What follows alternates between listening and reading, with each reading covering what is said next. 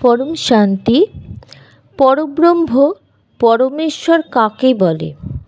যাকে দাদাজি বলছেন, যাকে পরব্রহ্মও বলে, পরব্রহ্মও বলে, পূর্ণব্রহ্মও বলে। তাহলে এই ব্রহ্ম মানে হচ্ছে লাইট। যেমন যীশুখ্রিস্ট কি বলেছিল?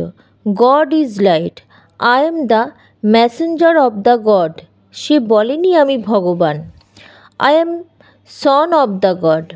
এমনভাবে মোহাম্মদও বলেছে, আমাকে আদমকে খোদা বলো না, আদম খোদা নয়। খোদা নূরের থেকে আদম আলাদা। নূর মানে হচ্ছে লাইট, নূর মানে ব্রহ্ম, ব্রহ্ম মানে লাইট। লাইট থেকেই সব কিছু বেরিয়েছে।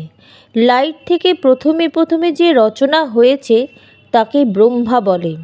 আর ব্রহ্মার দ্বারাই অনেক শাস্ত্রেও লেখা আছে, ব্রহ্মার দ্বারাই পুরো সৃষ্টির ক্রিয়েশন হয়েছে। ব্রহ্মার দ্বারাই পুরো সৃষ্টির ক্রিয়েশন হয়। ব্রহ্মা সংকল্প করেই সপ্ত ঋষিদেরকে বানিয়েছে। সপ্ত ঋষিদের দ্বারা পুরো সৃষ্টি বানিয়েছে।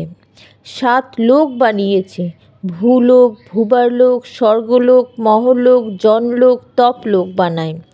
এই ক্রিয়েশন মানে সৃষ্টি আর আত্মার সৃষ্টি কখন হয় এটা খুব জানা প্রয়োজন।